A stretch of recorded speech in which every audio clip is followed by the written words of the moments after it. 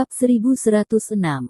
Sebelum semua orang bisa melihat penampilan orang ini, dia telah mengulurkan tangan kotor dan mengambil baskom besi dengan ayam goreng itu, tidak terlalu panas, dan dia mengeluarkan kaki ayam dan merobeknya. Pada saat ini, semua orang melihat bahwa pria yang masuk adalah seorang pria paruh baya yang berusia sekitar 40 tahun. Dia adalah sosok kekar, 5 besar dan 3 tebal, dengan kepala yang sangat besar, lingkaran lebih besar dari orang biasa, dan kepalanya terang dan berkilau, tidak ada rambut, dan terdapat bekas luka dengan beberapa titik, terlihat seperti bekas cincin dan ada yang seperti luka bakar. Pakaian di tubuh saya robek dan kotor, dan ada bau yang khas. Jelas terlihat saya seorang gelandangan. Sial, di mana pengemis itu? Kulit Li Zenseng langsung tenggelam, dan dia berteriak dengan marah sebelum mengulurkan tangan untuk meraih kepala botak besar itu. Saat ini, ia depresi karena masalah mawar, akibatnya kepala botak besar ini begitu kasar dan kotor. Ia langsung menodai sepanci ayam goreng. Ia secara alamiah marah dan marah, sehingga tidak ada kontrol sama sekali dalam tembakannya. Dengan kekuatan besar, ia langsung memukul kepala botak besar itu dengan pukulan yang ganas. Saudara Li. Lin Yu berteriak penuh semangat ketika melihat suara Li Zenseng. Dia tahu bahwa jika tinju Li Zenseng jatuh, dia harus memukul kepala botak besar sampai mati. Tetapi karena sudah terlambat baginya untuk berteriak, tinju Li Zenseng telah mencapai kepala botak besar. Di depan kepalanya, melihat pukulan ini akan membuat kepala botak besar langsung pingsan. Namun pada saat ini, tubuh kepala botak besar itu tiba-tiba miring ke belakang dan kepalanya tenggelam dalam sekejap, dan ia bisa menyembunyikan pukulan tersebut. Semua orang sedikit terkejut ketika melihat hal ini. Mereka dikejutkan oleh tubuh aneh dari kepala botak besar. Mereka tanpa sadar mengira bahwa kepala botak besar itu adalah seorang master. Namun yang mengejutkan adalah kepala botak besar itu terlempar pantatnya dan jatuh ke tanah. Semua orang melihat lebih dekat dan menemukan bahwa lada berminyak terlepas dari dasar kaki botak besar itu. Jelas lada yang dikeluarkan oleh botak besar ketika dia meraih stick drum. Dia kebetulan menginjak lada, jadi dia jatuh dengan kuat. Jatuh adalah berkah tersembunyi dan lolos dari pukulan Li Zenseng. Dan kepala botak besar ini tidak bangkit setelah dia jatuh ke tanah. Dia masih menggerogoti kaki ayam di tangannya dengan putus asa, seperti hantu kelaparan yang bereinkarnasi. Lin Yu tidak bisa membantu tetapi menghela nafas lega, meskipun kepala botak besar ini sangat kasar, dia juga dipaksa oleh kehidupan. Jika pukulan Li Zenseng memukulnya baik atau buruk, dosanya akan serius. Melihat bahwa kepala botak besar telah lolos dari pukulannya, Li Zenseng terkejut, tetapi dia banyak menenangkan, hanya menendang kepala botak besar itu.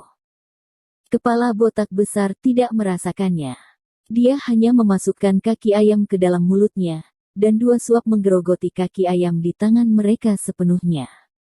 Pada saat yang sama, mereka dengan cepat mengulurkan tangan dan mengambil ayam dari baskom dan terus melahapnya.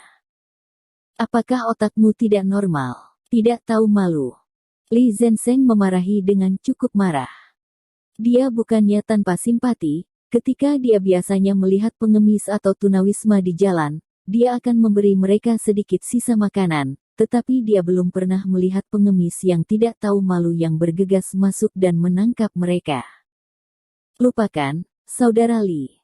Lin Yu melambaikan tangannya dengan tajam dan berkata, jika ada yang dalam kesulitan, berikan dia sepanci ayam itu.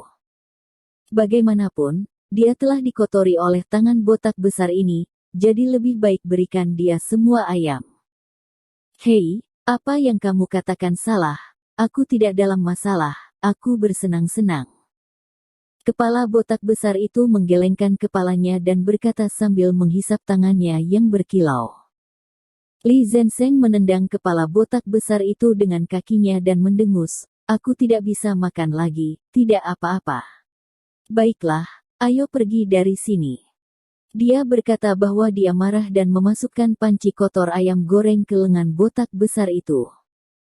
Si botak besar tersenyum, memandangi anggur di meja, menjilat bibirnya dan berkata, buang-buang makanan enak tapi bukan anggur yang enak. Kamu benar-benar mendorong hidungmu ke wajahmu. Ekspresi wajah Li Zenseng tenggelam, dengan marah mengutuk, dan dia mengangkat tangannya lagi, membuat isyarat untuk bertarung lagi. Lupakan, saudara Li, berikan padanya. Lin Yu menggelengkan kepalanya tanpa daya, dan memberi isyarat kepada Li Zenseng untuk memberikan setengah botol anggur yang tersisa ke kepala botak besar. Sial, suami kita baik hati. Li Zhen memarahi dengan marah, lalu menyerahkan setengah botol kecil anggur di dekat meja ke kepala botak besar. Si botak besar tersenyum, bahkan tanpa mengucapkan kata, terima kasih, dan kemudian dengan cepat pergi sambil memegang anggur. Siapa? Aku bahkan tidak mengucapkan terima kasih. Li Zenseng bergumam karena marah. Semua orang tidak terpengaruh oleh kemunculan kepala botak besar ini secara tiba-tiba, karena meskipun kepala botak besar ini tidak muncul, mereka juga tidak memiliki nafsu makan, dan mereka semua mengkhawatirkan Rose. Lin Yu benar jika mereka pergi untuk menyelamatkan Rose, keluarga Lin Yu sangat mungkin dalam bahaya, tetapi jika mereka tidak menyelamatkan Rose, mungkin hanya ada satu takdir untuk Rose, kematian. Oh, kita masih memiliki terlalu sedikit orang. Li Zhen menepuk pahanya dengan marah dan berkata, saya juga menyalahkan saya karena tidak memiliki bakat untuk berlatih seni yang mendalam. Jika tidak, jika saya bisa begitu baik dengan suami saya bisa tinggal untuk melindungi Jiang Yan dan yang lainnya. Semua orang tampak tidak jelas, dan tidak satupun dari mereka berbicara. Meskipun mereka telah bekerja sama untuk memusnahkan Rong Huan dan Rong Hesu serta putranya dalam 6 bulan terakhir, mereka juga menderita kerugian besar dan kehilangan beberapa saudara, sehingga mereka sekarang terentang. Dan ini juga mengungkap kekurangan kolektif mereka. Dengan kekuatan mereka semua, mereka masih bisa berurusan dengan para dokter misterius. Namun, mereka hanya mengetahuinya ketika mereka menghadapi lawan yang lebih kuat, seperti Master dan Magang Wan Xiu dan Ling Qiao. Kekuatan mereka ternyata sangat lemah. Pada saat ini, ponsel Lin Yu berdering tiba-tiba.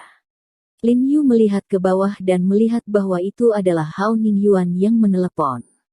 Dia buru-buru menjawab. Hanya Hao Ningyuan di ujung telepon yang bertanya dengan bersemangat, Jia Rong, saya mendengar bahwa Anda memberi Rong Hesu solusi tadi malam. Kalah. Ya, Rong Hesu memang mati. Lin Yu menjawab, lalu tersenyum dan menggelengkan kepalanya, dan berkata tanpa daya, meskipun dia sudah mati, orang yang lebih menakutkan telah mengambil alih dokter misterius itu. Siapa? Dari profesi medis Cina. Ekspresi Hao Ningyuan berubah dan dia bertanya dengan tergesa-gesa. Ini tidak benar, dia seharusnya tidak bisa menyembuhkan. Lin Yu menggelengkan kepalanya dan berkata, kalau begitu tidak apa-apa, karena saya tidak tahu bagaimana cara melakukan pengobatan, itu tidak akan menjadi ancaman bagi pengobatan Tiongkok. Perkembangan pengobatan Tiongkok akan cerah di masa depan. Hao Ningyuan di ujung lain berkata dengan gembira.